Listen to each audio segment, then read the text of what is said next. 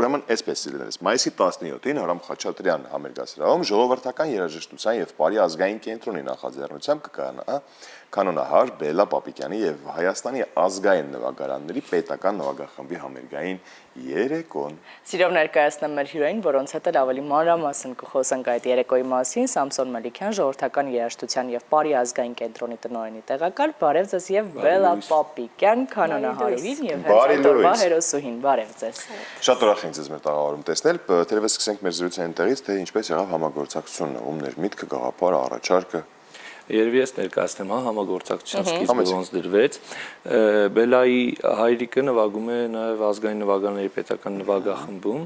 Մեր մայստրոն, մի անգամ վիդեոն ցույց տվեց, հետաքրքրված էր, տեսավ Հաուզերի հետ, որ կանոնը հանրահրճակում է, հարցրեց այս աղջիկն ով է, չիմանալով, որ Պապիկյան Հրանտի աղջիկն է Քամանչահար, ով նվագում է նաև նվագախմբում։ Համերգային փորձերից մեկի ընթացքում բացահայտեցինք, կարելի է ասել, ու այդպիսի միտք ծագեց, որ նվագարանների հետ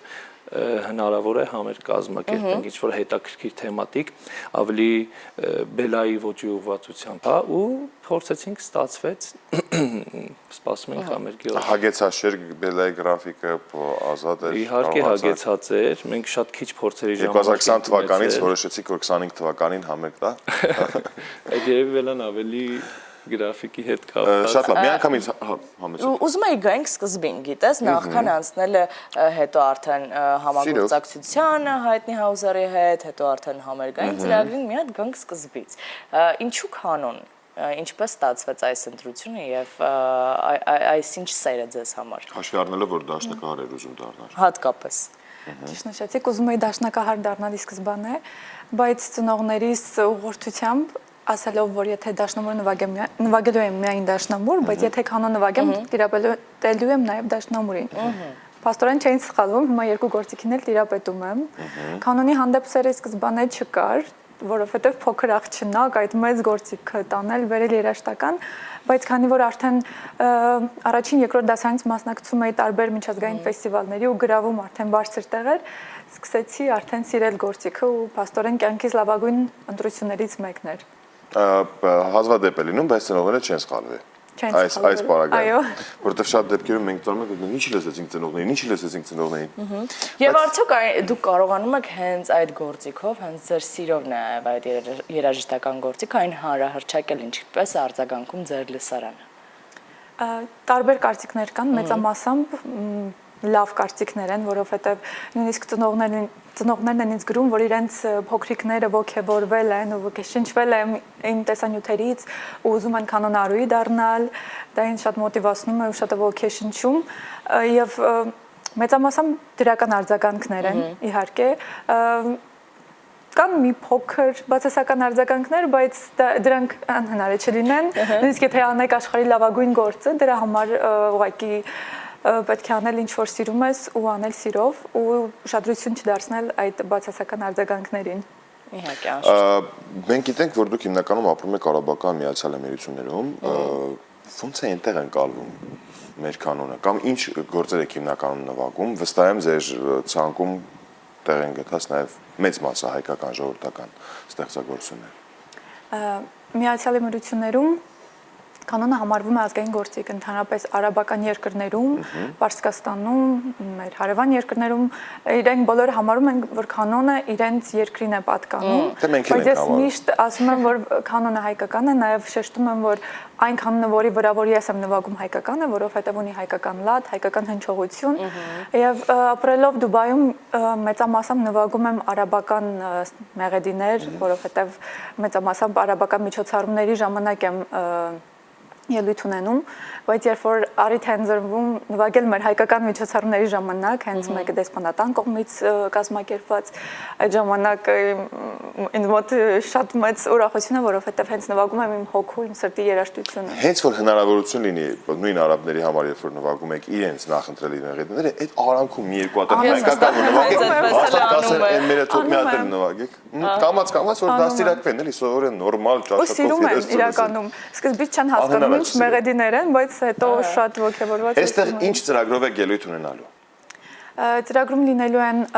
հայկական մեր գեղեցիկ ստեղծագործությունները, նաև համաշխարհային հիթեր։ Չեմ ուզում շատ փակագծերը բացել, երբ որ մեր հանդիսատեսը կգա համերգին, արդեն կծանոթանան մեր ծրագրի հետ։ Նաև ունենալու ենք հատուկ հյուրեր։ Այո։ Օրինակ, ինչ հյուրեր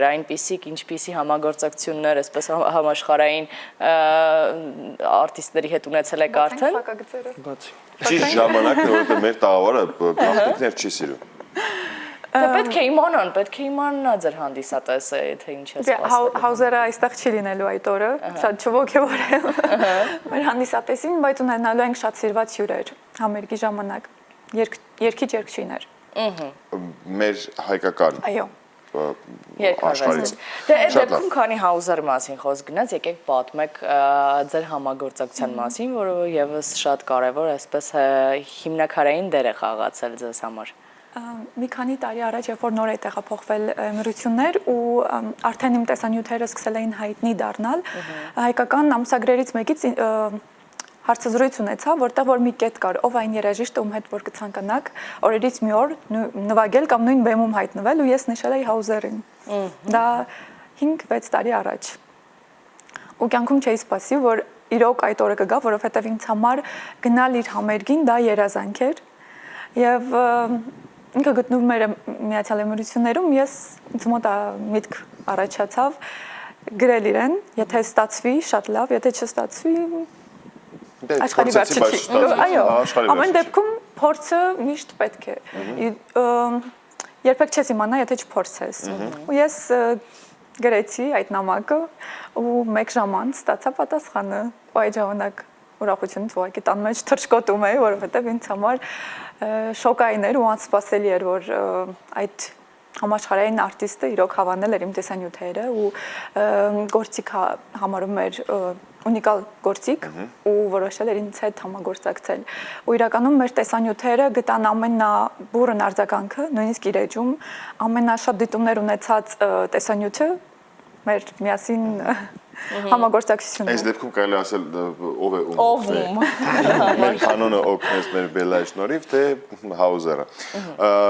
Եվ կլինեն արդյոք հետագայում համագործակցությունները։ Անպայման։ Ես վստահ եմ, որ կապը պահպանվում է, այսպես գոնե ծնունդ իրար շնորհավորում եք կամ ամանոր տենց շնորհավորում եք, կլինեն։ Մենք շատ ջերմ հարաբերությունների մեջ ենք։ Նոր համագործակցություններ իհարկե սպասում են, մենք արդեն իսկ արել ենք մոտ 7-ից ավել տեսահոլովակ միասին, իհարկե հետագայում նույնիսկ մտածում ենք համերգային ծրագրերի մասին։ Այո։ Հրաշալի է եւ հուսանք, որ այդ համերգային ծրագրով Հայաստան էլ կգաք, իսկ հետաքրքիր է արդյոք այդ համագործակցությունը նոր այլ արտիստների հետ համագործակցությունների խթան դարձավ։ Այո, միանշանակ, շատ ու շատ համաշխարհային արտիստներից արդեն հրավերներ ստացա, բայց քանի որ ինձ համար առաջնահերթ էր Հաուզերը, դրանից հետո, այսպես ասած, պետք է մեկ այլ ավելի բարձր լեվելի երաժշտի հետ համագործակցել, հաջորդը որ երազում եմ, հուսով եմ օրերից մի օր հնչեցրեք, այստեղ հնչեցրեք, հուսով եմ օրերից մի օր դա էլ կկատարվի, դա Անդրե Ռյուի նվագախմբի հետ ելույթ ունենալն է։ Եթե օրերից մի օր ստացվի դա, կհիշեք։ Ես այստեղ Եթե օրերից մի օր ստացվի դա, մենք սպասում ենք ձեզ դարձյալ մեր տաղավարում։ Ինչ որ երազում եք, ստացվում է փաստորեն։ Հատկապես որ մեր տաղավարն է շատ դրական ու լուսավոր, անկեղծ մեր տաղավարը շատ այսպես մոգական ուժ ունի։ Հուսանք որ դա էլ կլինի, իհարկե։ Լավ, էլ ինչ մոռացանք հարցնել։ Ինձ հետաքրքիր է, եթե անկեղծ լինեմ, օրինակ նույն կանոնով զբաղվել ես, ինքը ինչ վատ կողմեր ունի։ Կանոն նվագելիս։ Դե նկատում եմ մատները չի ցավացնում կամ չգիտեմ։ Իրականում մատերը քրտնում են ու մեդիատորները կարող են փոքր դուրս գան կամ երբ որ շատ պինդ եք սեղմում մատնոցները, մատերը կապտում են ու դու դա չեք նկատում, արյունը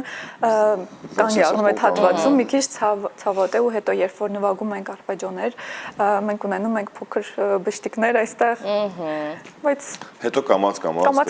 չորանում են, այո, ընտելանում ենք։ Դուք ինչ որ ընդհանուր գծեր գտակ, նկատեցի Ռուբեն, քո դեպքում բալետը դա մյուս վերջույթներն են։ Բայց այդ դեպքում մի հակառակ վերջույթներն են։ Բայց սա միշտ աղջիկների հետ է պատահում այդ դաժան ընթացքը, որ պետք է նրանք այդ անցնեն ու process-ը։ Տղաների մոտ կարծես թե Սամսոն ջան, մեր բախտը բերել է շատ հարցեր։ Սամսոնին այսպես առաջին հարցը տվեցինք եւ հետո արդեն անցանք Բելային Սամսոն, ինչ նորությունների սպասենք առաջիկայում, նաեւ ինչ համագործակցություններ կան։ կամ կլինեն կենտրոնի հետ կապված, հա։ Ազգային կենտրոնում այս 2 տարին շատ բուռն է անցնում, այս տարի նույնպես համագործակցություններ սպասվում են։ Ու